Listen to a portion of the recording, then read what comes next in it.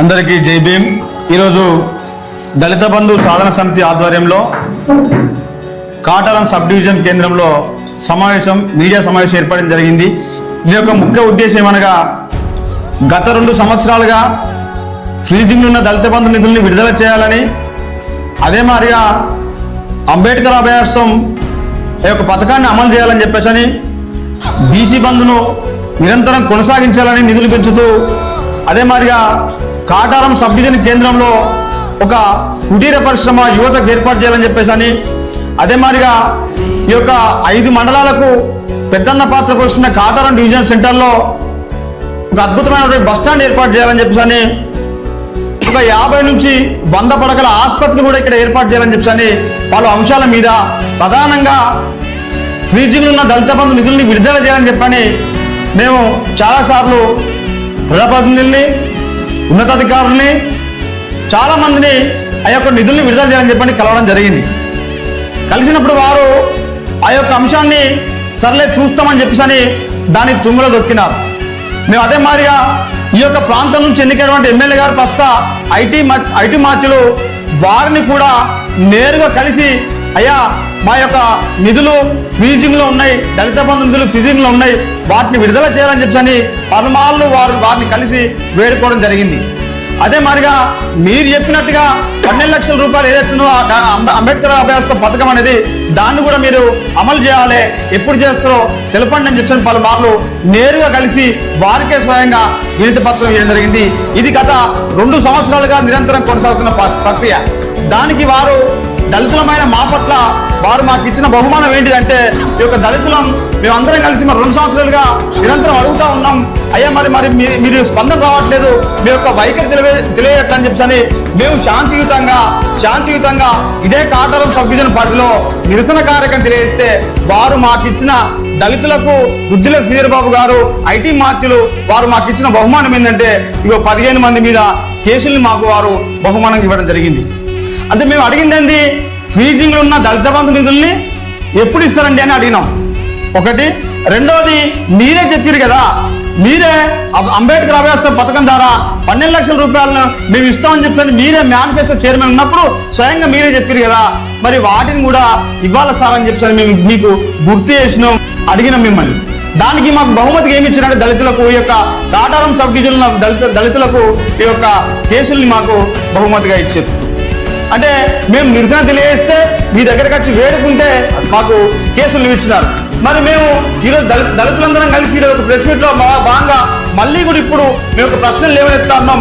మరి మా యొక్క దళితులకు 12 లక్షల రూపాయలు ఇస్తా అని చెప్పని మమ్మల్ని మోసగించి ఈ 2 సంవత్సరాలుగా పట్టించుకోకపోవడం వల్ల మరి దానికి నిరసనగా పూర్తి స్థాయిలో మరి మీ పట్ల మేము కూడా మమ్మల్ని మోసం చేసినట్టుగా మీ పట్ల మేము కూడా SC/ST యాక్ట్ కింద కేసు పెట్టచ్చు కదా. అంటే కేసులే ప్రధానం అనుకుంటే ఈ విధంగా కూడా పోవచ్చు కదా అనే ఒక మాట ఇప్పటికి కూడా ప్రశ్నలు లేవనెత్తాన్నాం. కాబట్టి మేము అడిగింది ఫ్రీజింగ్లో ఉన్న దళిత బంధు నిధుల్ని ఇప్పటికైనా విడుదల చేయాలని కోరుతా ఉన్నాం. అదే మాదిరిగా మేము దళిత బంధు నిధుల్ని విడుదల చేయాలని చెప్పి కాటారం సబ్ డివిజన్ పరిధిలో చిన్న నిరసన కార్యక్రమం తెలియజేస్తేనే మా పట్ల కేసులు పెట్టినారు. మరి అదేమన్నా గాంధీ గారి పేరు ఉపాధి హామీలో ఇంకో ఉపాధి హామీలో దాంట్లో పేరు తొలగించరా అని చెప్పని మరి కాంగ్రెస్ పార్టీ కార్యకర్తలు కూడా నిరసన కార్యక్రమం తెలియజేసి రోడ్డు బ్లాక్ చేస్తున్నారు కదా, మరి వారి పట్ల ఎందుకు కేసులు పెట్టలేదు?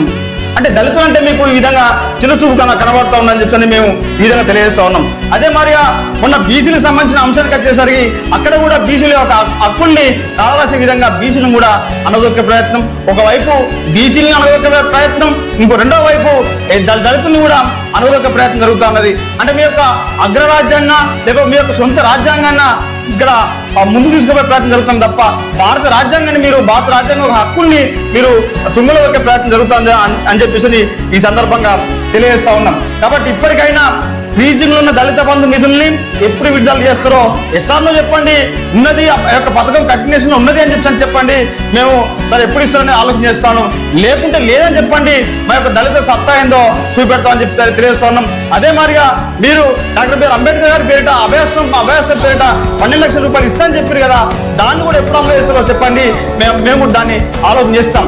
లేని పక్షంలో ఇదే జనవరి నెల 30వ తారీఖు లోపట్ల మీరు కనుక ఈ అంశాల పట్ల మీ వైఖరి ఏందో, మీ ప్రభుత్వ వైఖరి ఏందో, షాడో సీఎంగా ఉన్న మీ యొక్క ఆలోచన విధానాన్ని కనుక తెలపకపోతే ఈ నెల చివరిలో 30వ తారీఖు రోజు నాడు ధన్వాడ గ్రామంలో ఉన్నటువంటి మీ యొక్క గృహాన్ని, మీ యొక్క ఇంటిని ముట్టడిస్తాం. ఒక 5,000 మందితో దళితులను కలిసి ముట్టడిస్తామని చెప్పి ఈ సందర్భంగా తెలియజేస్తున్నాం. మా యొక్క వినతి పత్రాన్ని ఆ రోజు కూడా మీ యొక్క గేటుగా మీ ఇంటి దగ్గర పెట్టి మా యొక్క నిరసనను తెలియజేస్తాం. జనవరి 30వ తారీఖు రోజు నాడు 5,000 మంది దళితులతో ఎస్సీ ఎస్టీ బీసీ మైనార్టీ వర్గాల మద్దతుతో మేము ముట్టడి కార్యక్రమం తీసుకుంటామని చెప్పి తెలియజేస్తున్నాం. అప్పుడు ఇంకా ఎన్ని కేసులు పెడతారో ఇప్పుడు పెట్టినట్టుగా కేసులు పెట్టండి, లేదా మీరు పొలిటికల్ పవర్ వాడతారా, పొలిటీషియన్ పవర్ వాడతారా, ఇంకే పవర్ వాడతారా వాడుకోండి. ఆ లోపు స్పష్టమైన వైఖరి కనుక తెలియజేయకపోతే మేము తప్పకుండా 30వ తారీఖు నాడు ముట్టడి కార్యక్రమం తీసుకుంటాం. అది ధన్వాడలో దుద్దిల శ్రీధరబాబు గారు ఐటీ మినిస్టర్ వారి యొక్క ఇంటి దగ్గర ముట్టడి కార్యక్రమం తీసుకుంటామని చెప్పి ఈ సందర్భంగా తెలియజేస్తాను. ఒకవైపు దళితుల్ని అణచివేస్తూ ఉంటారు, మరొక వైపు బీసీలని అణచివేస్తూ ఇక్కడ ఎస్సీ ఎస్టీ బీసీ మైనార్టీ వర్గాల్ని పూర్తిగా ఆర్థికంగా అధికారికంగా ఎటు ముందుకు పోకుండా వారిని అణచివేస్తూ మీకు ఓటు వేసే విధంగా, మీకు ఓటు వేసే యంత్రాలుగా మీరు భావించి ఈరోజు మమ్మల్ని, మా యొక్క వర్గాల్ని అనగదొక్కుతున్నారని. కాబట్టి ఇప్పటికైనా మీ వైఖరి కనుక పూర్తిగా మారకపోతే రాబోయే రోజుల్లో రాబోయే ఎంపీటీసీ జెడ్పీటీసీ ఎన్నికల్లో లేదా 2028 ఎన్నికల్లో మీరు ఆఖరి ఎమ్మెల్యేగా, మీ వర్గాల నుంచి ఆఖరి ఎమ్మెల్యే కాబోతారు. మా యొక్క ఈ మంత్రి నుంచి మళ్ళీ మా ఎస్సీ ఎస్టీ బీసీ మైనార్టీ వర్గాల నుంచి ఒక మంచి ఉన్నతమైన వ్యక్తులు ఇప్పుడు మా బీసీ నాయకులకు ఎవరికొకరు కొత్తగా కట్టి ఈ 2029 నుంచి మీరు ఆఖరి ఎమ్మెల్యేగా పేరు పొందుతారని చెప్పని ఈ సందర్భంగా తెలియజేసుకుంటూ నాకు ఈ అవకాశం ఇచ్చిన పెద్దలందరికీ ధన్యవాదాలు తెలుసుకుంటూ జై భీమ్.